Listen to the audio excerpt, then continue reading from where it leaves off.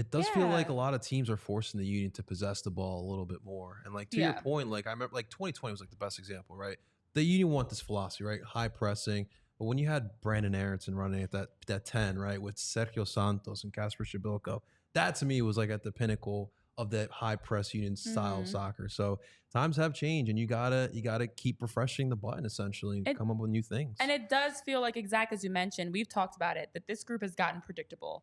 You look at both goals against Montreal and what created them. I mean, the PK is drawn because Jack McGlynn plays a beautiful through ball into Ua, whose shot is rebounded, and then Gazak draws the PK and finishes it. The goal that Ua scores a few minutes later, same thing. Quinn Sullivan plays a great ball into him. He's receiving the ball at his feet, going 1v1, shifts his touch, finishes. It was them, those two goals, doing something different. Whereas with this team, their attack traditionally is a lot of flank services, set pieces. They want to high press and then get out in transition. And it feels like this group has just been running back the same style of play year after year, whereas other teams have been making tweaks. And not just in personnel, but in tactics as well. And that's now caused them to drop. Of the last 10 games, they only have one win. You know, that's 3 straight draws in a row. And I still cannot believe the fact that they now have, I updated my numbers, guys, so I've been keeping track of this. They now have had a total of 12 games. Let me find it exactly where I had it. 12 games where they scored 2 or more goals in this season across all competitions, and have only won a third of them. They've only won 4 of those games. They've tied half of those games. And you look at Montreal, it's a 2-2 tie where you're up 2-1, a player up, and then Jack Elliott's red card, which is a whole thing in itself, because I didn't think that was a red card. But anyways, leads to that tying goal. This team offensively is actually producing. That's an area that they're looking more like that 2022 offense. But they're giving up goals. They're tying games. They're losing games. Is that the defensive side being... I'm curious your thoughts, because we haven't had a chance to talk about this. We feel like defensively, they've been a step off. It's been a lot of times, you look at even the first goal and some of the chances we've seen in recent goals, the man marking hasn't been as sharp. The organization hasn't been as sharp. They're shifting and they're leaving guys unaccounted for. And even the second goal, I watched it from several angles over and over again. The rebound comes off the post, and is the only one trying to clear the ball off because Zemla's out of position. He's the only one, and there were about 4 different guys from Montreal unmarked, crashing in, knocking Ua over, knocking the ball in the net, and everybody else was caught standing ball watching. The ball watching has been such a factor defensively. I'm curious your thoughts on what needs to, like, how do they change this? Is it this bad because Andre's out and they're missing that leadership? Or is this just them hitting a wall, essentially? I mean, if I got the solution, I would love to give it to you. But in my personal opinion, just watching the game, watching the game like you, it just we did just this year is just too many mistakes. Yeah. It's like, of course, you said the ball watching, and I think being brave and the passion, and maybe the motivation is not as much as the other, because you know, all those guys, you know, now they have good contract. You know, if you compare it to where they came, you know, a couple of years ago, it's not the same. But now it's like, where do you find the motivation? Is one thing for me. The second thing is, it's just too many mistakes that we don't see. If you look at every goal we give up, like again, the one of the red card from Jack Elliott, it's a terrible trap from him, you know, from a goal kick. It should have never happened. Then he had a terrible tackle, you know, opens the knee of the guy. That's why he got a red card, and the referee decided, even if he touched the ball first. But you know, if he goes the other way, maybe you will say it should be a red card because the knee is open of, let's say, of Michael Rua. You know, be like, oh yeah, it should be a red card. So it's hard to kind of judge, but it was a mistake. And we did it so many times this year.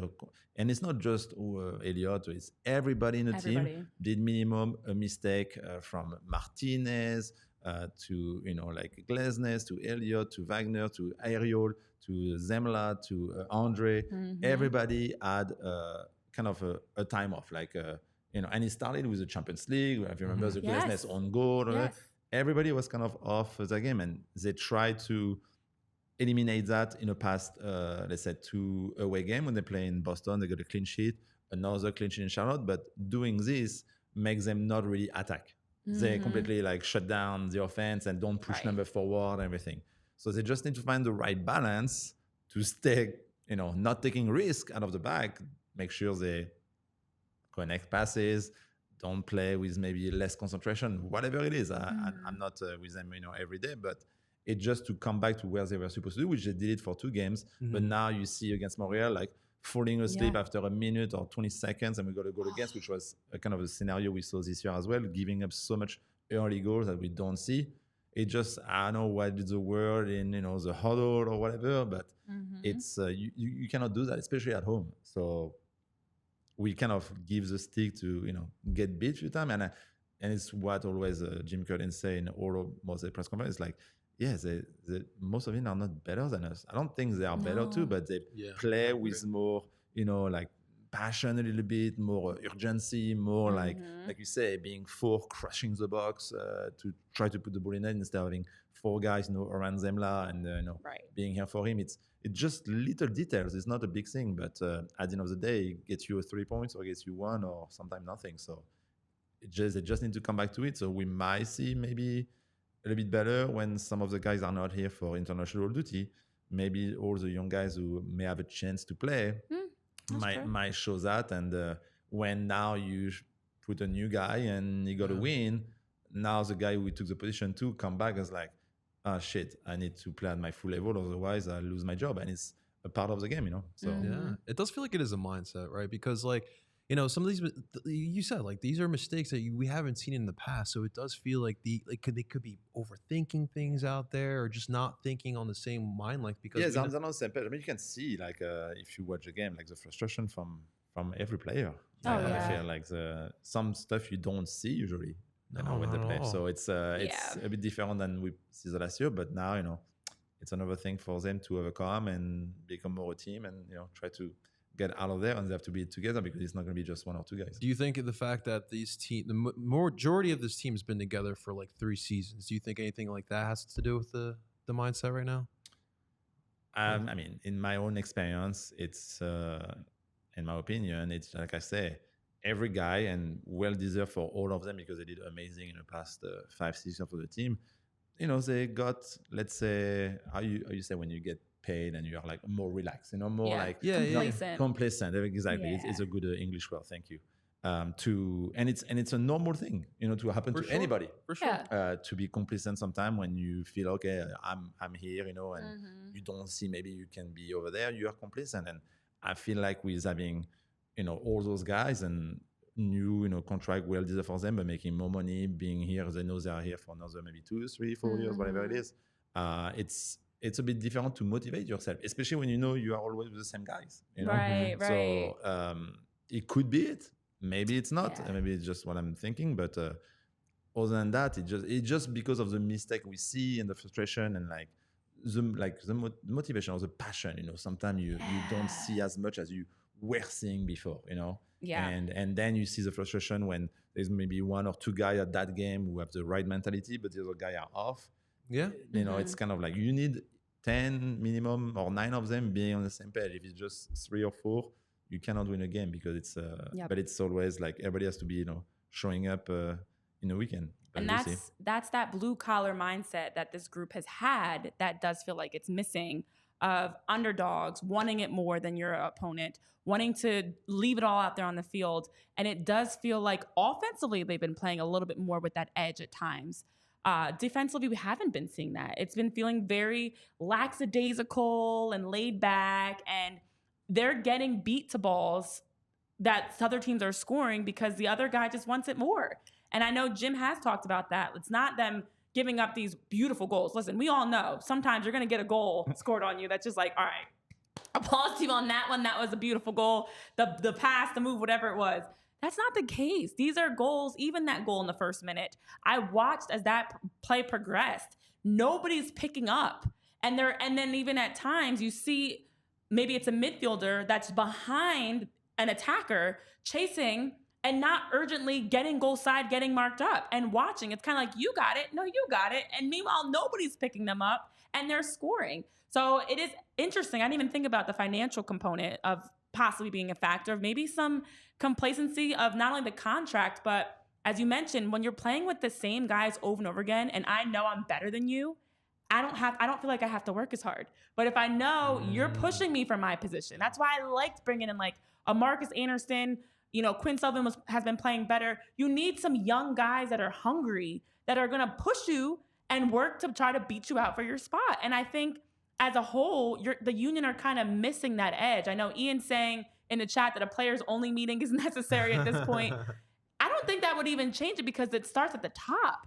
You know, your leaders, you have down the middle, a Jakob Glesnes, a Jack Elliott, you know, Ali Bedoya. These are guys that have been in these roles locked in.